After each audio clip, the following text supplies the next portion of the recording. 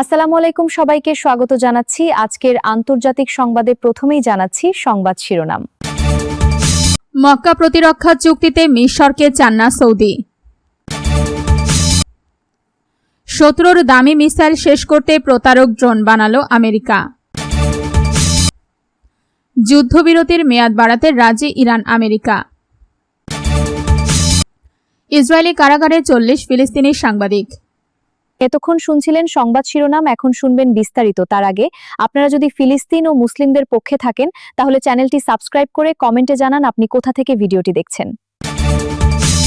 মক্কা প্রতিরক্ষা চুক্তিতে মিশরকে চান না সৌদি। সৌদি আরব, তুরস্ক ও পাকিস্তানের মধ্যে স্বাক্ষরিত মক্কা যৌথ প্রতিরক্ষা চুক্তিতে মিশরকে যুক্ত করার বিরোধিতা করেছে রিয়াদ। মিডল ইস্ট আইকে 3টি সৌদি সূত্র জানিয়েছে, তুরস্ক মিশরকে চুক্তিতে নেওয়ার চেষ্টা করলেও সৌদি আরব তাতে রাজি হয়নি। চুক্তি অনুযায়ী সদস্য 3 দেশের যে কোনো একটির ওপর সশস্ত্র হামলা হলে সেটিকে সবার ওপর হামলা হিসেবে দেখা হবে। তবে এই ব্যবস্থা ঠিক কিভাবে কার্যকর হবে তা এখনও স্পষ্ট নয়। সূত্রগুলোর দাবি, প্রেসিডেন্ট আবদেল ফাত্তাহ আল সিসির সরকারের প্রতি অসন্তোষ থেকেই মিশরকে বাইরে রাখতে চেয়েছে সৌদি আরব। গুরুত্বপূর্ণ নিরাপত্তা ইস্যুতে কায়রোর সহযোগিতা না পাওয়া এবং সংযুক্ত আরব আমিরাতের সঙ্গে মিশরের ঘনিষ্ঠতা নিয়ে রিয়াদ উদ্বিগ্ন। সৌদি কর্মকর্তাদের ধারণা, মিশরের আগের সামরিক ও কৌশলগত গুরুত্ব এখন আর নেই।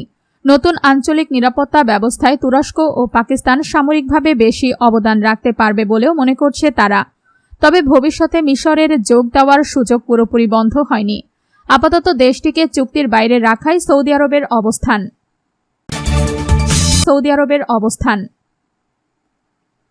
শত্রুর দামি মিসাইল শেষ করতে প্রতারক ড্রোন বানালো আমেরিকা। শত্রুর আকাশ প্রতিরক্ষা ব্যবস্থাকে ধোঁকা দিয়ে মূল্যবান মিসাইল নষ্ট করাতে স্পেক্টার নামের একটি ড্রোন তৈরি করেছে যুক্তরাজ্যের OM ডিফেন্স সিস্টেমস। ড্রোনটিতে বিশেষ ধরনের মাইক্রোওয়েভ রিফ্লেক্টর রয়েছে। এর কারণে শত্রুর রাডারে ছোট ড্রোনটিকে বাস্তবের চেয়ে প্রায় 20 গুণ বড় মনে হয়। ফলে এটিকে যুদ্ধবিমান বা বড় কোনো হুমকি ভেবে শত্রুপক্ষ দামি মিসাইল ছুড়তে পারে। একটি প্যাট্রিয়ট মিসাইলের দাম প্রায় $30 লাখ। S-400 ব্যবস্থার এক একটি মিসাইলের দাম $10 থেকে $20 লাখ। বিপরীতে শাহেদের মতো একটি ড্রোন তৈরিতে প্রায় $30,000 খরচ হয়। অর্থাৎ সস্তা ড্রোন ধ্বংস করতে শত্রুকে কয়েকগুণ বেশি অর্থ ব্যয় করতে হয়। আসল ড্রোন হামলার সময় একসঙ্গে কয়েকটি স্পেক্টার পাঠানো যাবে। শত্রু রাডার চালু করে এগুলো শনাক্ত করার চেষ্টা করলে রাডারের অবস্থানও প্রকাশ হয়ে যাবে। বর্তমানে ইউক্রেনের সামরিক বাহিনীর সঙ্গে যুদ্ধক্ষেত্রে ড্রোনটির যুদ্ধবিরতির মেয়াদ বাড়াতে রাজি ইরান আমেরিকা। চলমান যুদ্ধবিরতির মেয়াদ শেষ হওয়ার 5 দিন আগেই তা বাড়াতে নীতিগতভাবে সম্মত হয়েছে যুক্তরাষ্ট্র ও ইরান।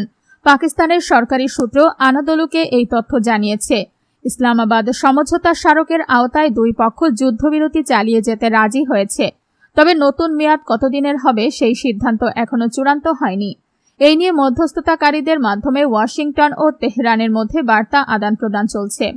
পাকিস্তানের মধ্যস্থতায় গত এপ্রিল মাসে প্রথম যুদ্ধবিরতিতে সম্মত হয়েছিল দুই দেশ।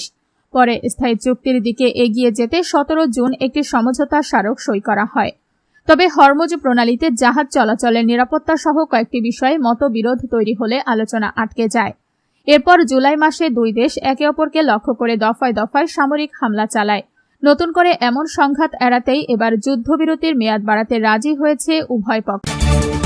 40 ফিলিস্তিনি সাংবাদিক। দখলকৃত পশ্চিম তীরের রামাল্লাহ থেকে সাংবাদিক মোহাম্মদ আওয়াদকে গ্রেফতার করেছে ইসরায়েলি বাহিনী। এর ফলে ইসরায়েলের কারাগারে বন্দী ফিলিস্তিনি সাংবাদিকদের সংখ্যা বেড়ে 40 জনে দাঁড়িয়েছে। ফিলিস্তিনি বন্দী সমিতি জানিয়েছে, বর্তমানে বন্দী সাংবাদিকদের মধ্যে 5 জন নারীও রয়েছেন। 2023 সালের অক্টোবরে গাজায় যুদ্ধ শুরু হওয়ার পর থেকে 250 জনের বেশি সাংবাদিককে গ্রেফতার করেছে ইসরায়েলি বাহিনী। তবে তাদের একটি বড় অংশকে পরে মুক্তি দেওয়া হয়েছে।